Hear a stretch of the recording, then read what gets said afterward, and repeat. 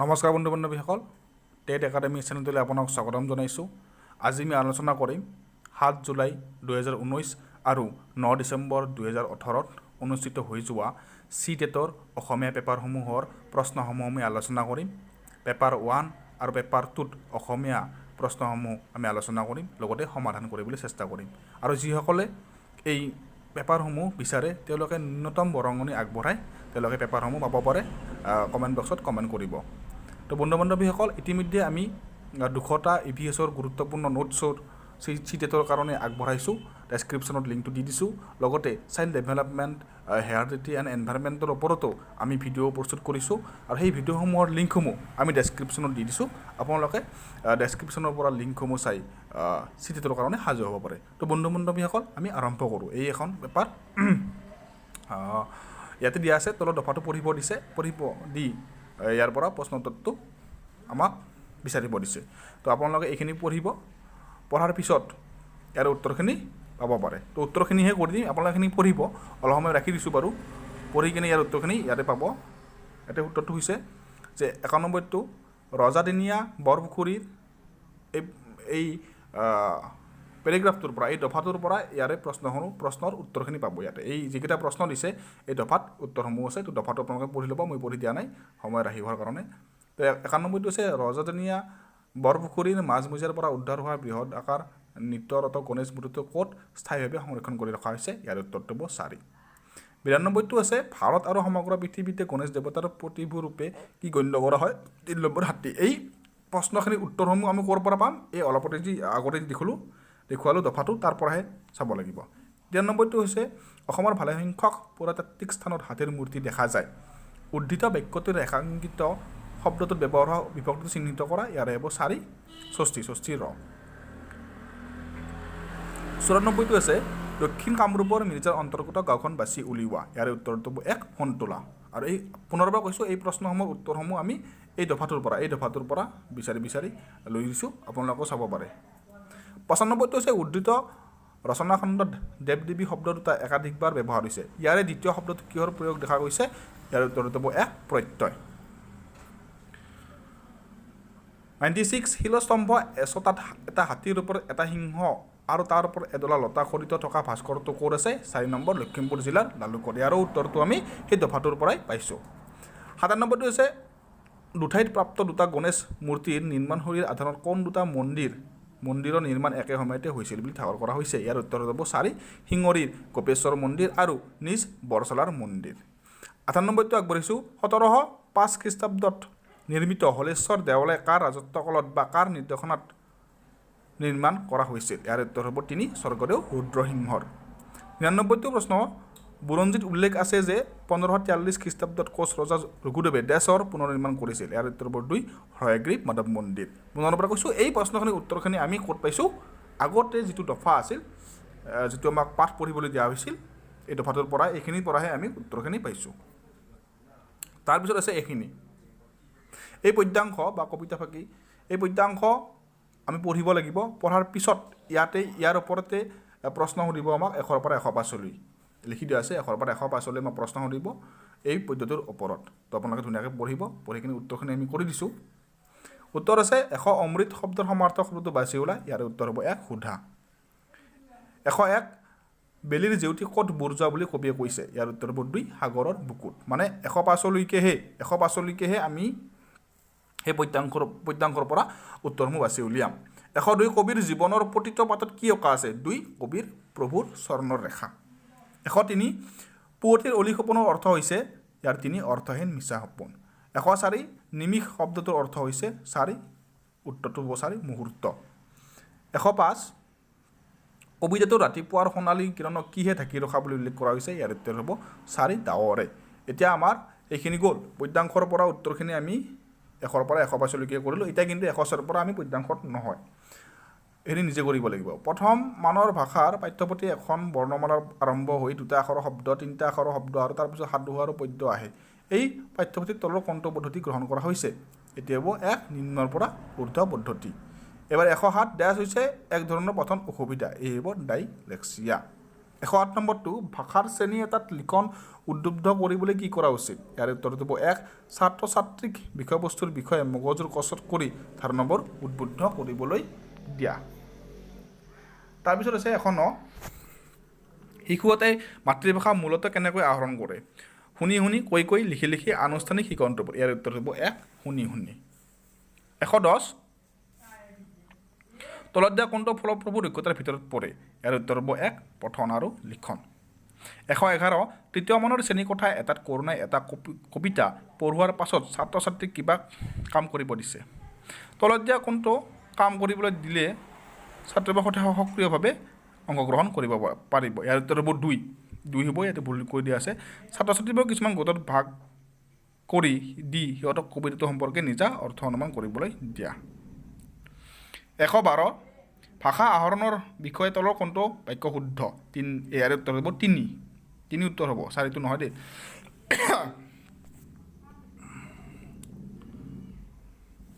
3 উত্তৰ হ'ব প্ৰত্যেক শিশুৱে ভাষা আহৰণ কৰাৰ ক্ষেত্ৰত জন্মগত ক্ষমতা থাকে 113 ভাষা শিকোঁতে তলৰ কোনটো আটাইতকৈ গুৰুত্বপূৰ্ণ ইয়াৰ উত্তৰ হ'ব 2 সামাজিক আদান প্ৰদান কৰা 114 পাঠ্যপুথিৰ অধ্যায়বোৰত চিত্ৰৰ প্ৰয়োগ কৰা হয় কাৰণ ইয়াৰ উত্তৰ হ'ব 3 বিমূৰ্ত ধাৰণা একতা বুজি পোৱাত চিত্ৰই সহায় কৰে এবাৰ পিছলৈ আগবাঢ়িছোঁ আমি 115 ভালকৈ লিখিবলৈ শিকাবৰ কাৰণে শিক্ষকে ছাত্ৰ ছাত্ৰীৰ তলৰ কোনটো আটাইতকৈ গুৰুত্ব দিয়া হৈছিল ইয়াৰ উত্তৰ হ'ব 2 ব্যাকৰণ 116 ডিসলেক্সিয়া তলৰ কোনটো লগত জড়িত 4 পঠন বেমেজালি এবাৰ আগবাঢ়িছোঁ আমি 117 পাঠ এটা পঢ়োঁতে তলত উল্লেখ কৰা কোনটো অতিশয় গুৰুত্বপূৰ্ণ ইয়াৰ উত্তৰ হ'ব 3 পাঠটোৰ অৰ্থ বুজি পোৱাটো একটো নহয় ইয়াৰে 118 দ্বিতীয় মানৰ ছাত্ৰ ছাত্ৰীৰ শব্দ সম্ভাৰ টনকিয়াল কৰিবৰ কাৰণে কি পদ্ধতি অৱলম্বন কৰা উচিত ইয়াৰ উত্তৰ হ'ব 4 পাঠটোত থকা গোটেইবোৰ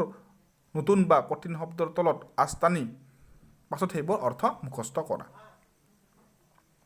119 দ্বিতীয় মানৰ শ্ৰেণীকোঠাত শিক্ষকে অংগী ভংগীৰে সৈতে এটা আমোদজনক সাধু কৈছে তাৰপিছত শিক্ষকগৰাকীয়ে ছাত্ৰ ছাত্ৰীক সাধুটো নিজৰ ভাষাত ক'বলৈ দিছে এই ক্ষেত্ৰত শিক্ষকগৰাকীয়ে ছাত্ৰ ছাত্ৰীৰ লগত কোনটোৰ মূল্যায়ন কৰিছে ইয়াৰ উত্তৰ হ'ব 3 প্ৰথম বোধ এবাৰ আগবাঢ়ো 120 শ্ৰেণীকোঠা এটা ছপা সমৃদ্ধ বা প্ৰিণ্ট ৰিচ পৰিৱেশ থকা বুলিলে কি বুজা যায় ইয়াৰ 2 পঢ়ুৱাৰ পাঠৰ লগত সম্পৰ্কিত সামগ্ৰী বা সমলবোৰ দেৱালত আঠা লগোৱা থাকে তো বন্ধু বান্ধৱীসকল এই এখন আমি পেপাৰ কৰিলোঁ এইবাৰ এইখন আছিল আমাৰ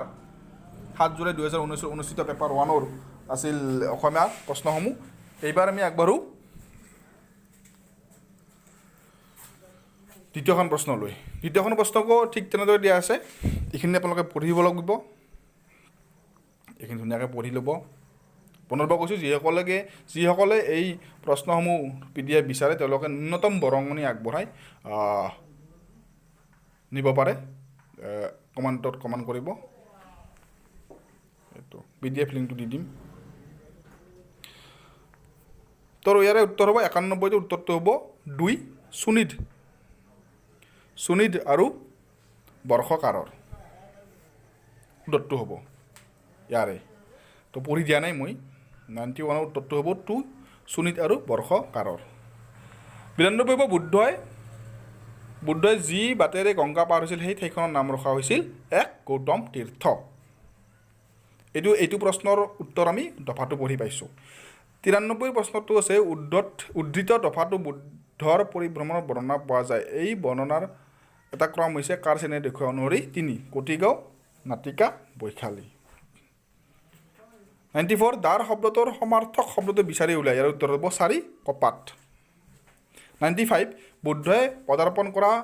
অমৰত তীখা ক'ত আছিল ইয়াৰ উত্তৰ হ'ব 3 ৰাজগৃহ আৰু নালন্দাৰ মাজত এই গোটেইখিনি প্ৰশ্নৰ উত্তৰ আমি ক'ৰ পৰা পাইছোঁ পুনৰবাৰ কৈছোঁ দফাটো পঢ়ি পাইছোঁ 96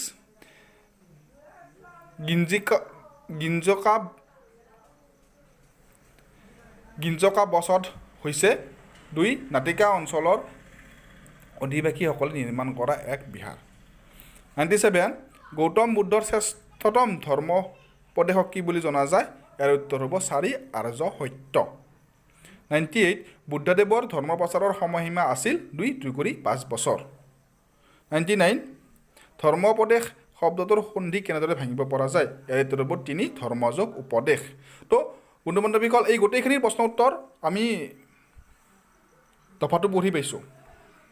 তাৰপিছত আগবঢ়ো এইবাৰে তো ঠিক তেনেদৰে এই পদ্যাংশ এই কবিতা ভাষীও আমি পঢ়িব লাগিব পঢ়াৰ পিছত প্ৰশ্ন উত্তৰসমূহ ১০০ৰ পৰা ১০৫লৈ কৰিব লাগিব তো ১ নম্বৰটো হৈছে কবিয়ে তেওঁৰ নিজৰ দেশৰ ৭খন নদীক কিহৰ সৈতে তুলনা কৰিছে ইয়াৰ উত্তৰ হ'ব ১ অলংকাৰ বিশেষণৰ সৈতে তাৰপিছত আছে কবিতা ফাঁকিত উল্লেখ কৰা ৰাতিটো কবি ক'লৈ গৈছিল ইয়াৰে ৩ নম্বৰ হ'ব এখন নতুন দেশলৈ ১০২ উজ্জ্বল শব্দটোৰ বিপৰীত শব্দ হৈছে ১ নিষ্প্ৰভ তাৰপিছত কবিয়ে উল্লেখ কৰা পতাকাখন কেনেকুৱা আছিল ইয়াৰ উত্তৰ হ'ব ৩ তৰা লগাই থোৱা আৰু নীলা ১০৪ কবিয়ে ক'ৰ পৰা ক'লৈ পলাইছিল ৪ নম্বৰ হ'ব নতুন দেশৰ পৰা নিজৰ দেশলৈ এই গোটেইকেইটা প্ৰশ্ন উত্তৰ আমি কবিতা ফাঁকিৰ পৰা উলিয়াইছোঁ ১০৫ মোৰ দেশ মোৰ স্বদেশ মোৰ প্ৰথম প্ৰেমৰ উন্মেষ এই শাৰীটোত তলত উল্লেখ কৰা কোনবিধ কাব্য অলংকাৰৰ প্ৰয়োগ ঘটিছে ইয়াৰ উত্তৰ হ'ব ৩ অন্তানুপ্ৰাস তো এইখিনি হ'ল আমাৰ এইবাৰ আমি আগবাঢ়িম প্ৰশ্নখিনি নিৰ্দেশ ১০৬ এইখিনি কিন্তু প্ৰশ্ন কৰোঁতে আমি কবিতা বা দফাৰ সৰলে ব্যৱহাৰ নকৰোঁ সহায় নলওঁ ১০৬ আছে শিক্ষকক যেতিয়া বানান আৰু বিৰাম চিহ্ন উন্নত কৰিবলৈ শিকোৱা হয় তেতিয়া সিহঁতৰ এক শুদ্ধতা বা নিখুঁততা উন্নত হয় ভাষাৰ এটা শ্ৰেণীকোঠাত সংবাদৰ অৰ্থ হৈছে ১০৭ৰ ২ হ'ব ছাত্ৰ ছাত্ৰীয়ে নিজৰ বোধ গঠন কৰে আৰু বিভিন্ন অভিজ্ঞতাৰ মাজেৰে শব্দৰ জ্ঞান আহৰণ কৰি অভিজ্ঞতাসমূহ ভাষা দক্ষতাৰে প্ৰতিফলিত কৰে তাৰপিছত আমি আগবাঢ়োঁ ১০৮ ভাৰতৰ আঞ্চলিক ভাষাৰ ক্ষেত্ৰত তলৰ কোনটো প্ৰত্যাহ্বান হিচাপে ধৰা নহয় এই বিষয়ে মানুহৰ অজ্ঞতাটো প্ৰত্যাহ্বান হিচাপে ধৰা নহয় ১০৯ ভাষা আহৰণ হৈছে ইয়াৰ উত্তৰটো হ'ব ৩ মানৱ মস্তিষ্কৰ প্ৰকৃতিগত ক্ষমতাৰ কাৰণে ভাষা শিকাৰ এক প্ৰক্ৰিয়া ১১০ ভাষাৰ শিক্ষক এজনে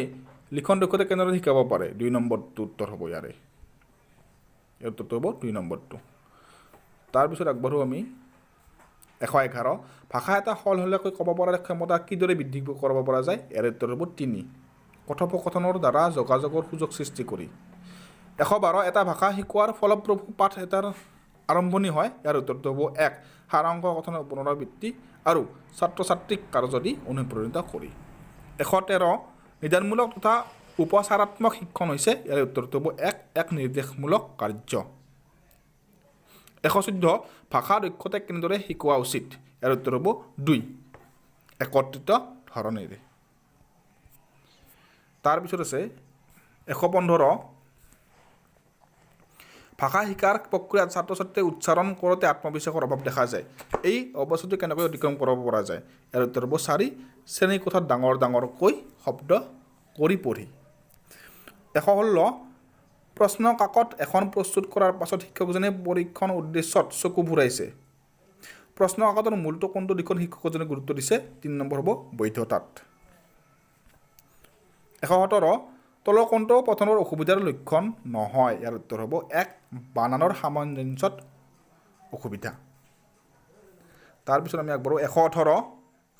ভাষাৰ প্ৰকৃতি সন্দৰ্ভত তলৰ কোনটো উক্তি শুদ্ধ নহয় ইয়াৰ উত্তৰ হ'ব ২ ভাষাই সৰলৰ পৰা জটিলতালৈ গতি কৰে ১১৯ তলত দিয়া কোনটো শ্ৰেণীকোঠাৰ অনুশীলনে ভাষাৰ মৌখিক ক্ষমতা বিকাশ সক্ষম কৰি তোলে ইয়াৰ উত্তৰ হ'ব ৩ প্ৰিয় কাহিনী একতাৰ চৰিত্ৰ ৰূপায়ণ অংশগ্ৰহণ কৰা ১২০ দ্ৰুত পঠনৰ উদ্দেশ্য হৈছে এক নিৰ্দিষ্ট বিষয় বৰ্ণনা জনা তো বন্ধু বান্ধৱীসকল ইতিমধ্যে আমি দুখন পেপাৰ আলোচনা কৰিলোঁ যি দুখন পেপাৰ 1 আৰু পেপাৰ 2ত আহিছিল ২০১৯ত এইবাৰ আমি আৰু দুখন পেপাৰ আলোচনা কৰিম তো বন্ধু বান্ধৱীসকল ভিডিঅ'টো কেনেকুৱা পালে আপোনালোকে লাইক কমেণ্ট কৰিব মোৰ ভাল লাগিব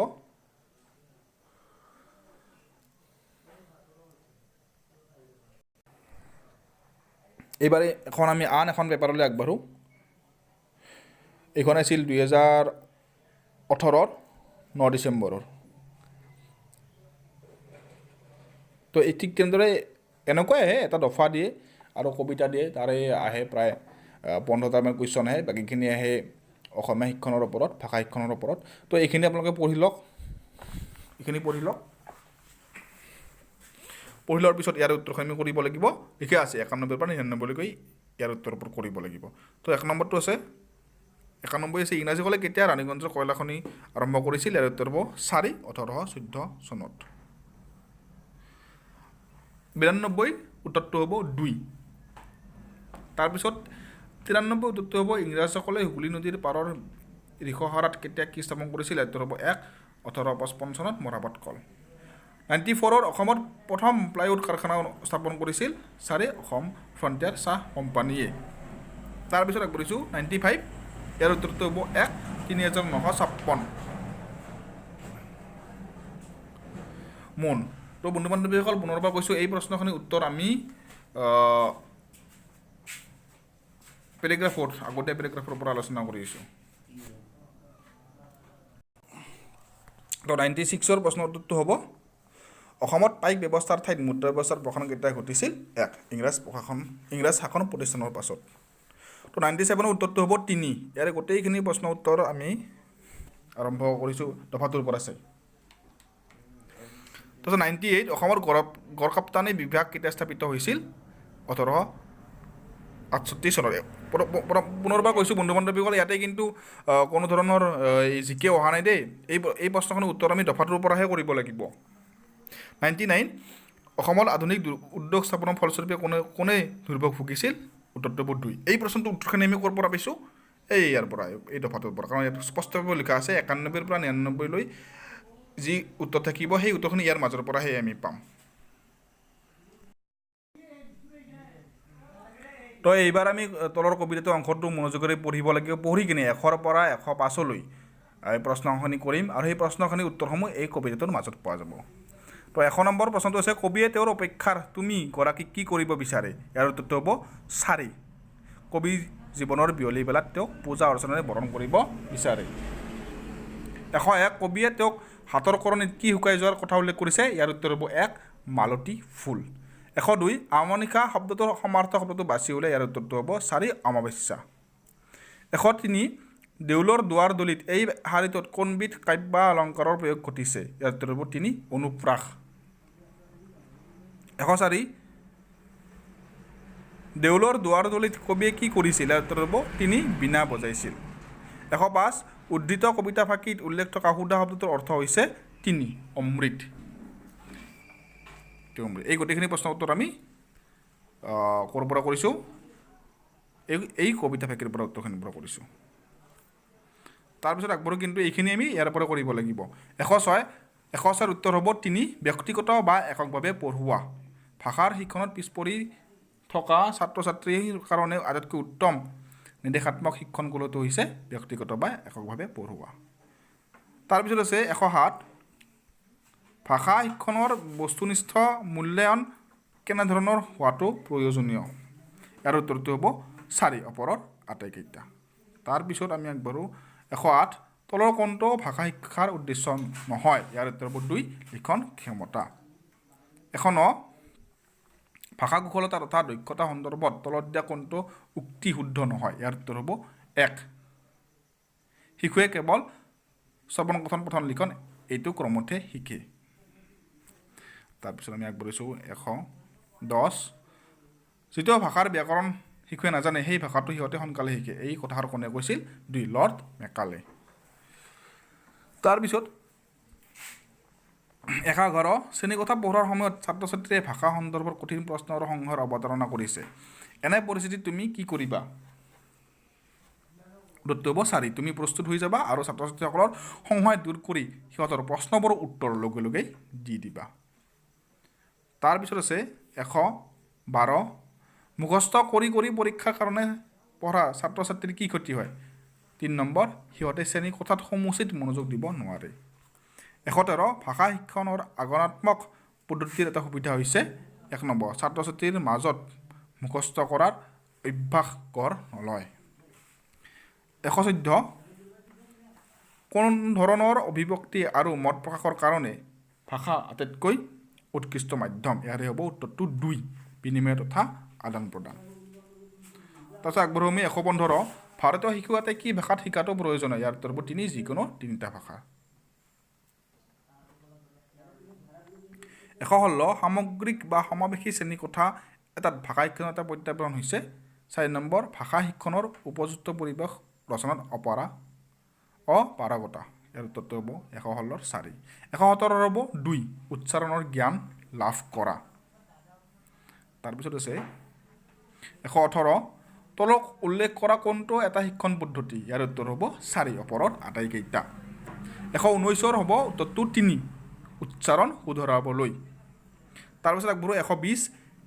বিধানমূলক বা উপচাৰাত্মক শিক্ষাৰ পদ্ধতিয়ে উত্তৰটো হ'ব 1 সমস্যা দূৰ কৰাত কৃতকাৰ্য কৰি তোলে তো বন্ধু বান্ধৱীসকল ইতিমধ্যে আমি তিনিখন পেপাৰ অসমীয়া পেপাৰ আলোচনা কৰিলোঁ এইবাৰ শেষ পেপাৰ 4 নম্বৰ পেপাৰখন আলোচনা কৰিম আৰু এইখন আছিল লেংগুৱেজ 1 পেপাৰ 1 এইবাৰ পেপাৰ 2 খন আলোচনা কৰিম তো ঠিক তেনেদৰে এনেকুৱা পেটাৰ্ণটো এনেকুৱাই এটা গল্প থাকে এটা দফা এটা থাকে দফাটোৰ পৰা প্ৰশ্ন কৰিব দিয়ে আৰু কবিতা থাকে এটা তো এইখিনি পঢ়িব লাগিব এইখিনি পঢ়ি আমি 91 পৰা 99 উত্তৰখিনি কৰিব লাগিব তো চাওঁ আমি উত্তৰটো হ'ব 91 উত্তৰটো হ'ব 1 91 উত্তৰটো হ'ব 1 লক আৰু এইখিনি উত্তৰটো আমি কৈছোঁৱে ক'ৰ পৰা পাইছোঁ 92 উত্তৰটো হ'ব 1 সভ্যতাৰ অগ্ৰগতিৰ লগে লগে আৰু 93 উত্তৰটো হ'ব 3 অষ্টাদশ শতিকাত তাৰপিছত আগবঢ়ো 4 নম্বৰটো আছে ৰুছৰ কোনখন গ্ৰন্থত ৰোমান্টিক ভাৱধাৰা সুন্দৰ প্ৰকাশ কৰা যায় ইয়াত 3 নম্বৰ স্বীকাৰোক্তি বা কনফেছন ইয়াৰ উত্তৰটো আমি ক'ৰ পৰা পাইছোঁ দফাটো পঢ়ি 95 চকুৰ কোটা জোতা ঠাচটোৰ অৰ্থ হৈছে 4 নম্বৰ অতি অপ্ৰিয় আৰু অতিষ্ঠকৰ 96 উত্তৰটো হ'ব এটা 1 এটা 97 হবছ আৰু লক আছিল এক সাংবিধানিক ৰাজতন্ত্ৰৰ সমৰ্থন 98 ৰজা প্ৰজাৰ মনোনীত শাসকহে মাত্ৰ ঈশ্বৰৰ প্ৰতিনিধি নহয় এই মত কাৰ আছিল ৰুছৰ আৰু এই গোটেইখিনি প্ৰশ্ন উত্তৰ আমি পুনৰবাৰ পাইছোঁ দফাটোৰ পৰাহে পাইছোঁ কোনো জেনেৰেল নলেজ নহয় তাৰপিছত 99 তলত উল্লেখ কৰা গ্ৰন্থকেইখনৰ ভিতৰত কোনখন ৰুছৰ আত্মজীৱনী ইয়াৰ উত্তৰ হ'ব 2 কনফেছন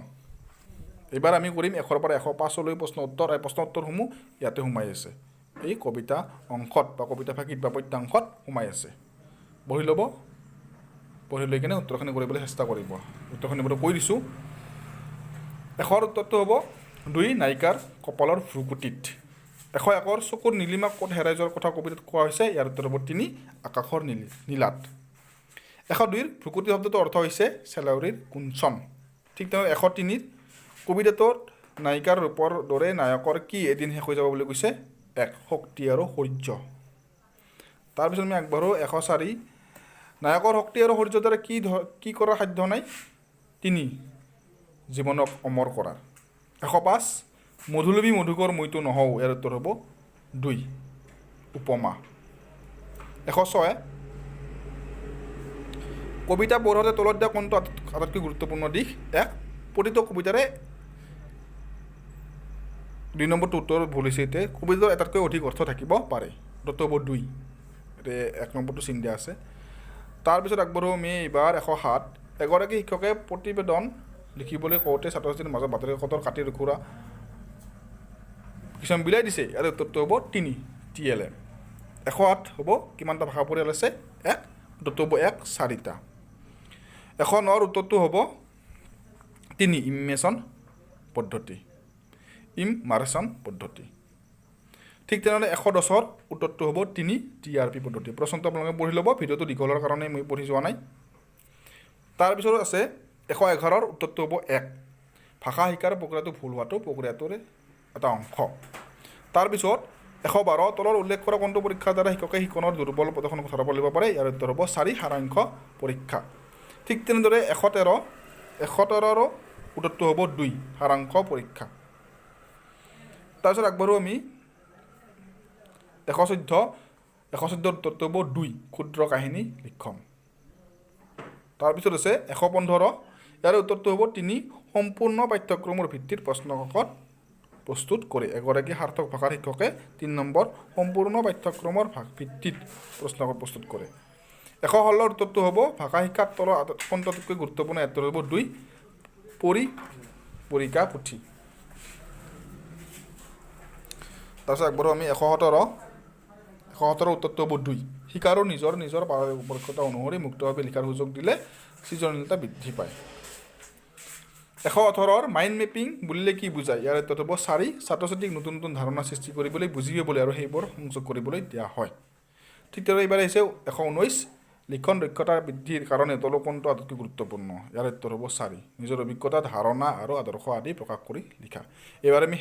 ভিডিঅ'টোৰ শেষ প্ৰশ্নটোলৈ আগবাঢ়িছোঁ 120 সামগ্ৰিকভাৱে পঠন দক্ষতা বৃদ্ধিৰ কাৰণে আৰু লগতে মনোৰঞ্জনৰ কাৰণে পাঠ পঢ়া কাৰ্যটো হৈছে পূৰ্ব পঠন তো বন্ধু বান্ধৱীসকল আমি আলোচনা কৰিলোঁ গোটেইখিনি আমি আলোচনা কৰিলোঁ এই 4খন আমি প্ৰশ্নকাকত অসমীয়াৰ প্ৰশ্নকাকত আলোচনা কৰিছিলোঁ এই 4খন প্ৰশ্নকাকত 2019 আৰু 2018 আহিছিল পেপাৰ 1 পেপাৰটোৰ তো ভিডিঅ'টো কেনেকুৱা পালে আপোনালোকে লাইক কমেণ্ট কৰিব আৰু CTETৰ কাৰণে